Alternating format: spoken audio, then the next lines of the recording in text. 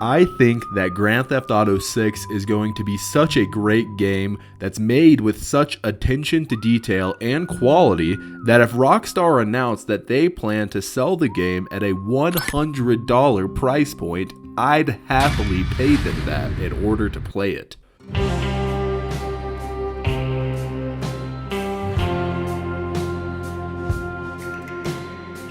That's right, fellas, Hansen here, and welcome back to Ent Media, my video games analysis YouTube channel.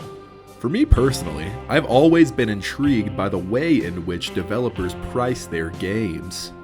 To me, video games have always been such a fascinating art form that in some cases, when I get a game like Dead Space Remake, which I'm playing right now and loving, for only $30, or when I get a game like Zelda Tears of the Kingdom for only $10 after trading in 2 games that I had already beaten and had no desire to go back to, it feels like I've made off like some sort of a bandit into the night. On top of this, I remember when video games used to be priced at very different price points. It intrigues me that my dad, Reed, was able to purchase 2 of my favorite games, James Bond Agent Under Fire and James Bond Nightfire, both of which I was probably too young to be playing, at a $50 price point. And that is brand new, mind you. But yes, both of these games cost $50 at launch. The price of games was then raised to $60 in 2005 when Microsoft, Sony, and other game developers collectively decided that the new price for video games needed to be higher in order to offset rapidly growing development costs. These development costs are continuing to spiral out of control. We live in a time where God of War Ragnarok, for example, cost $200 million in order to develop. It gets even more crazy, folks. Games like Red Dead Redemption 2, a game much more similar to Grand Theft Auto 6, the game in discussion for today's video, that game cost $540 million to develop, somewhere between $370 million and $540 million, but you get the point, really fucking expensive.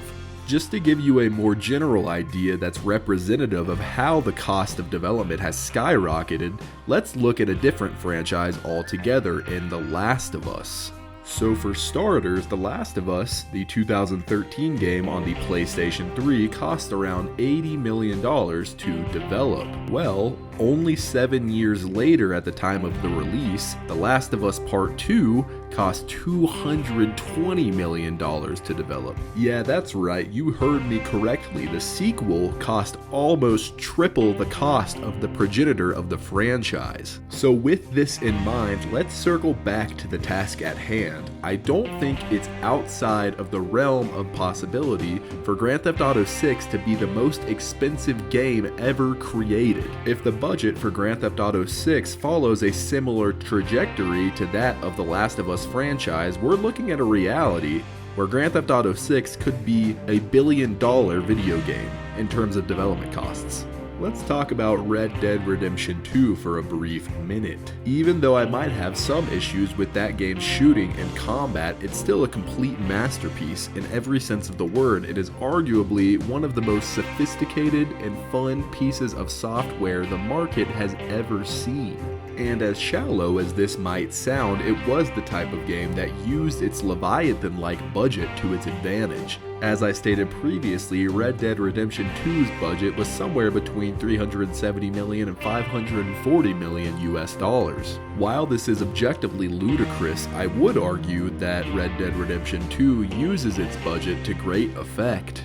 The game is beautiful, immaculately written, essentially bug-free, and most of all, features the craziest open world I'd ever seen in a video game. Let me tell you a quick story about a gameplay experience I had in Red Dead 2, and before I begin, just understand that I don't have gameplay evidence to back up what I'm saying, so you might just have to trust me that I'm telling the truth based off of my own memory.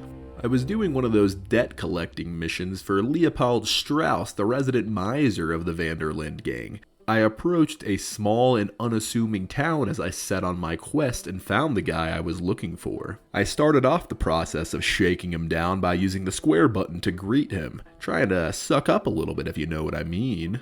But then as he started to realize what I was really after, he began to become afraid. He then ran away from me, forcing me to jump onto my reliable white Arabian steed, the fastest horse in the game. A horse that I had nicknamed Ace.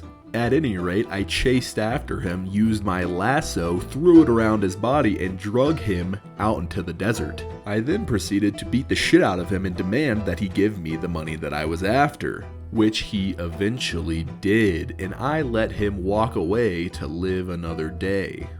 All of this happened dynamically in the open world. It wasn't scripted, and it was truly one of the most dynamic and craziest moments I've ever had in a video game, just because my actions determined the outcome of this small story of a side quest that I was sent on. Somehow, within the large and gargantuan budget of Red Dead Redemption 2, this small moment was made possible, and it really completely changed my mind about what a video game could be capable of. But here's the kicker.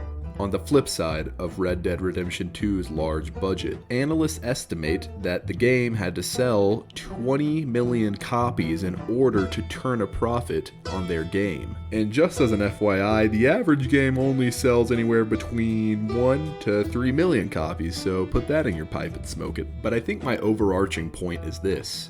Rockstar is such a competent and wonderful developer of open world video games with dynamic action and crazy interactions that can never really be replicated anywhere else. They're so good at doing this that they were willing to bet almost $500 million in order to get their game in the hands of 20 million players in order to reap a profit off of their game.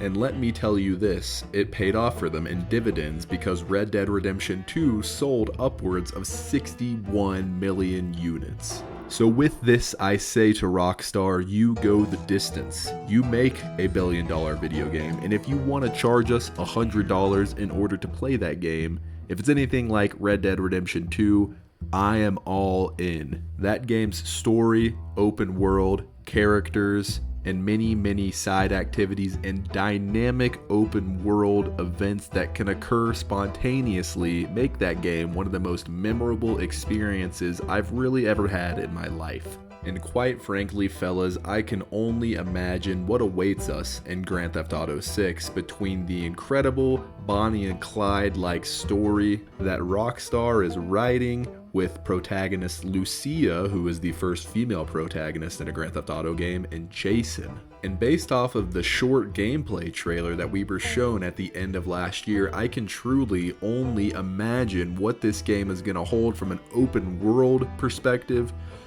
from a gameplay perspective, from dynamic events that can occur in the open world perspective, from really every angle. I think it's going to be a winning formula that is going to lead to this being one of the greatest games ever made. And I think that Rockstar could really say something here if they choose to price the game at $100. They can make a statement for the industry at large by telling developers that if they price a game based off of what they think their audience will pay for it, it could turn out to pay off for them in dividends. And that's why I really do love the business of the video game industry, and why I personally would pay $100 to play Grand Theft Auto 6.